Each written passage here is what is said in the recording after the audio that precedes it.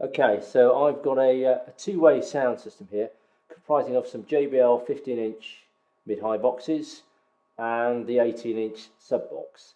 And there's the other stack there.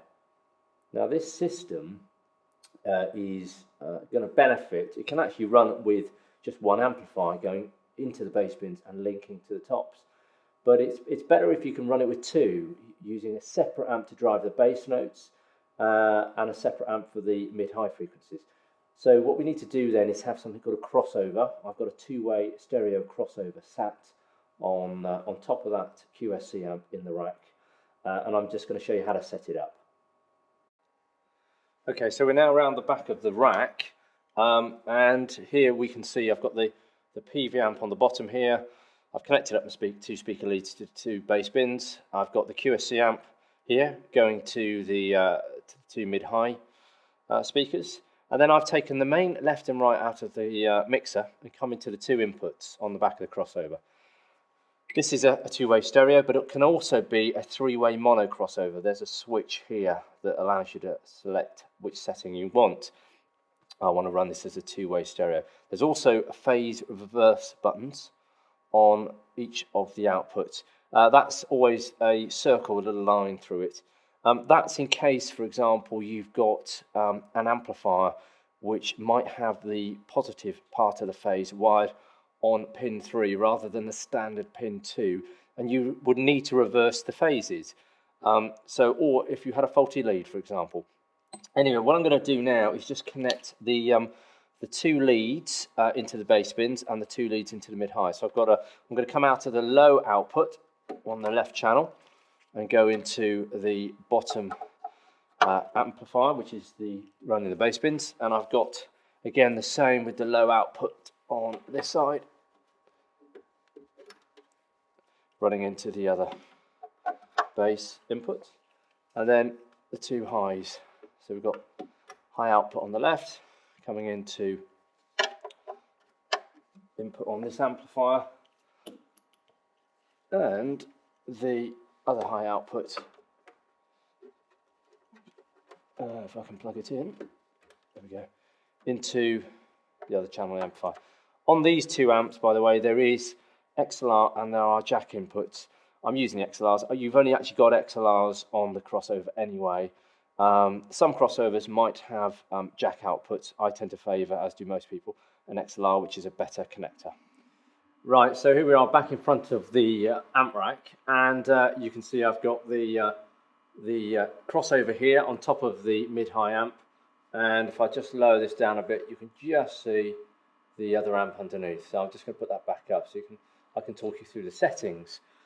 We've got an input level on the left-hand side here, and also on the right, because obviously it's a stereo crossover we're using it as. So two input levels to adjust. I'm going to leave these at 0. If you had a mixer that was not putting out a very strong signal, you wanted to boost the level, then you might want to turn the input level up. But for now, I've got a good signal coming off my mixer. I'm going to leave that at 0. I've then got a low volume control, and again, two of these, one for the left and one for the right. So once I've set up the crossover, I can adjust how loud I want the bass relative to the mid-high boxes. I could do that on the amplifiers, of course. I could play around with the volume controls on the amps. But what is preferable is if you run the amps maybe at full volume and set the level here on the actual crossover. The reason is because it's harder to work out with amplifiers. If you run them at full volume, you've got to put a bigger level in for them to clip, which is good, but you haven't necessarily got a decibel reference on amplifiers, so it's harder to balance. And plus, this rack is going to live on the stage with the behind the speaker stacks, and very often it's easy for the volume controls to get altered by different people. So just generally running your amps full and adjusting the balance of the bins to the tops with the crossover is preferable. We've got a delay here on the bass. This allows up to 4 milliseconds of delay to happen of the bass.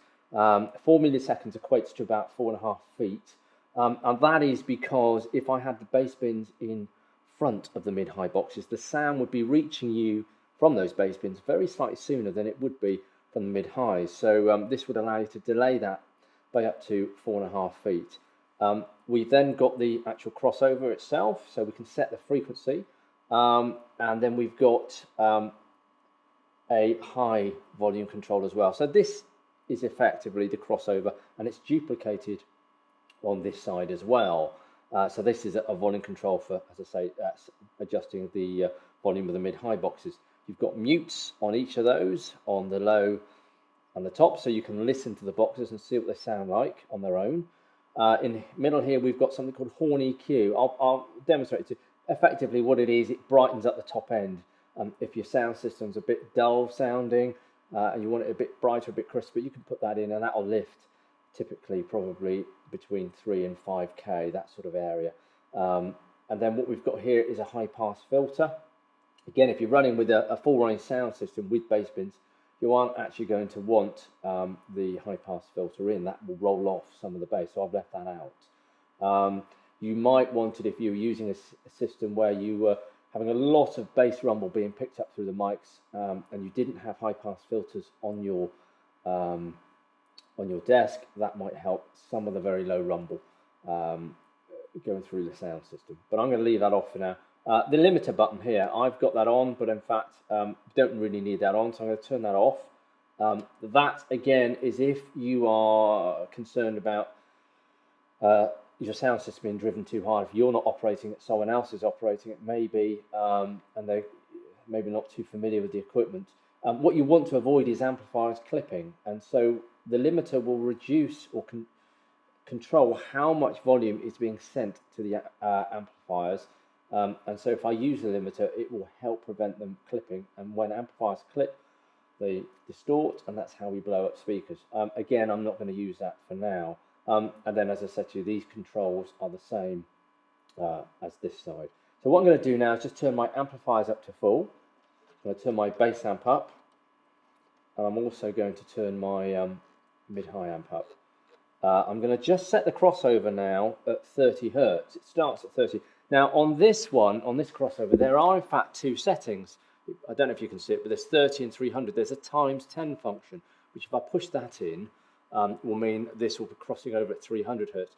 That is if you're using this in, well, more predominantly if you're using it in three-way mono mode, and this frequency becomes the one that adjusts a different frequency band. So again, I don't really need it when I'm using subs, because typically I would look to be adjusting, crossing over the sub bass bins with the mid-highs between this sort of 80, this 80 and 230 mark. As it happens, I'm going to pick about 100, 120 Hertz. We'll have a listen. So you've got a function there to raise the crossover point if you need to. So what I'm going to do is play some music now, just through this sound system.